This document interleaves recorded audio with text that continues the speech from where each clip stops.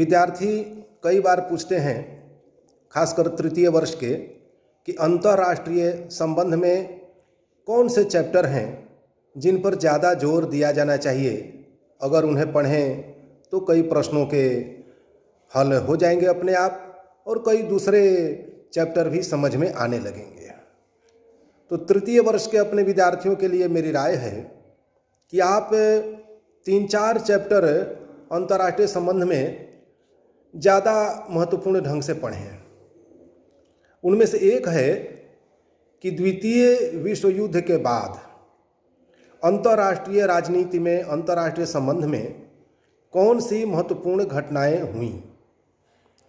अब इस एक चैप्टर को अगर हम पढ़ेंगे कि द्वितीय विश्व युद्ध के बाद महत्वपूर्ण घटनाएं कौन सी घटी, तो उनमें संयुक्त राष्ट्र संघ भी मिल जाएगा, शीत युद्ध मिल जाएगा, यहाँ तक कि यूरोप का एकीकरण भी मिलेगा, गुट निरपेक्ष आंदोलन, सारी घटनाएं जो द्वितीय विश्व युद्ध के बाद हुई हैं वे सारी घटनाएं पढ़ने के लिए मिलेंगी, और उनकी परिस्थितियों को, उनके परिवेश को भी हम आप ठीक से समझ पाएंगे। इसलिए मेरी राय में यह एक चैप्टर बहुत महत्वपूर्ण है कि द्वितीय विश्व युद्ध के बाद अंतर्राष्ट्रीय राजनीति में कौन सी महत्वपूर्ण घटनाएं घटी हैं, और इनकी जानकारी हम लोगों को अवश्य होनी चाहिए। एक दूसरा चैप्टर है कि अंतर्राष्ट्रीय राजनीति में कौन कौन सी नई प्रवृत्तियां हैं। कारण कि अंतर्राष्ट्रीय संबंध एक सामाजिक विषय है, और समाज में जब परिवर्तन होता है तो इस सामाजिक विषय अर्थात अंतर्राष्ट्रीय संबंध में भी परिवर्तन होता रहता है। न समाज स्थिर होता है और न अंतर्राष्ट्रीय संबंध स्थिर रहने वाला है। तो जैसे समाज की प्रवृत्ति बदलती है, अंतर्राष्ट्रीय राजनीति में, अंतर्राष्ट्रीय संबंध में भी प्रवृत्ति बदलती रहती है। एक छोटा सा उदाहरण, कुछ साल पहले तक पर्यावरण के ऊपर महत्व दिया जाता था, लेकिन आज पर्यावरण के ऊपर बहुत ज़्यादा महत्व दिया जा रहा है। पर्यावरण के ऊपर काफ़ी चर्चा हो रही है। विभिन्न देशों से उम्मीद की जाती है कि पर्यावरण संरक्षण के लिए वे कार्य करेंगे। तो पर्यावरण एक नया मुद्दा उभरा है अंतर्राष्ट्रीय राजनीति में, और समान रूप से सभी क्षेत्रों में इस पर महत्व दिया जाने लगा है। इसी प्रकार आतंकवाद, यह समस्या पहले भी रही है द्वितीय विश्व युद्ध के बाद, लेकिन अंतर्राष्ट्रीय स्तर पर आतंकवाद से सामूहिक रूप से लड़ने की जो तत्परता इधर दिखने लगी है कुछ वर्षों में, वह पहले नहीं दिखती थी। तो आतंकवाद एक अंतर्राष्ट्रीय चिंता का विषय हो चुका है, और एक नई प्रवृत्ति यह आई है कि जो देश आतंकवाद को ज़्यादा महत्व नहीं देते थे, मानते थे कि यह तो दूसरे किसी देश की समस्या है, उनका इससे क्या लेना देना, वे भी अब इसके खिलाफ खड़े हैं और सोचते हैं कि अंतर्राष्ट्रीय आतंकवाद सबके लिए समान रूप से खतरा है। तो एक नई प्रवृत्ति अभी है।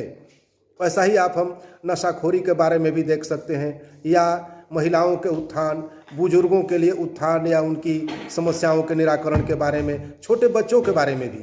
तो अंतर्राष्ट्रीय राजनीति में, अंतर्राष्ट्रीय संबंध में इन नई प्रवृत्तियों पर भी काफ़ी विचार किया जाने लगा है। ये नए नए मुद्दे उठे हैं और इन पर हमें चिंतन मनन करना चाहिए। इसी प्रकार एक और मुद्दा है, और वह है नई अंतर्राष्ट्रीय अर्थव्यवस्था का। नई अंतर्राष्ट्रीय अर्थव्यवस्था तो प्रारंभ से चली है, लेकिन एक नया बदलाव आ रहा है अंतर्राष्ट्रीय अर्थव्यवस्था में। और हमने देखा कि वर्ल्ड ट्रेड ऑर्गेनाइजेशन आप काम कर रहा है, IMF काम कर रहा है, या और भी कई संस्थाएं काम कर रही, विश्व बैंक काम कर रहा है। और एक देश की अर्थव्यवस्था दूसरे देश की अर्थव्यवस्था से भी जुड़ी हुई है। कई अंतर्राष्ट्रीय समझौते हो रहे हैं, संधियां हो रही हैं, चाहे वे द्विपक्षीय हो या बहुपक्षीय हो, उनमें आर्थिक मुद्दों को ज़्यादा महत्व दिया जाने लगा है। तो आज अंतर्राष्ट्रीय राजनीति में आर्थिक तत्व कैसे प्रबल हो गया है, और आर्थिक रूप से, आर्थिक तत्व के हिसाब से एक देश कैसे अपने संबंधों को मजबूत कर रहा है, या आर्थिक हितों का नुकसान हो रहा है तो कैसे कोई देश किसी अन्य देश के साथ अपने संबंध तोड़ने पर भी विचार कर रहा है, या कमज़ोर करने पर भी विचार कर रहा है। यह सब चिंतन करना चाहिए। यह भी महत्वपूर्ण है अंतर्राष्ट्रीय राजनीति में कि नई अंतर्राष्ट्रीय अर्थव्यवस्था।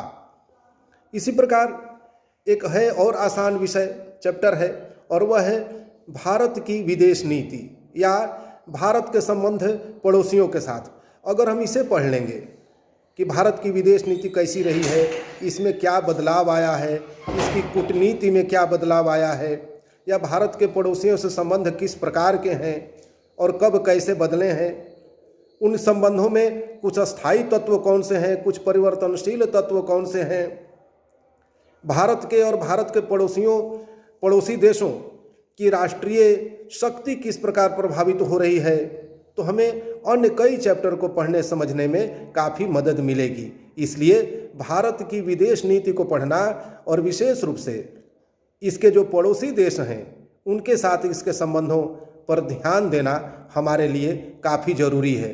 इस प्रकार ये 3-4 चैप्टर ऐसे हैं जिन पर अंतर्राष्ट्रीय संबंध के विद्यार्थियों को ज़्यादा जोर देना चाहिए, इनको ज़्यादा महत्व देना चाहिए, इससे काफ़ी लाभ होगा।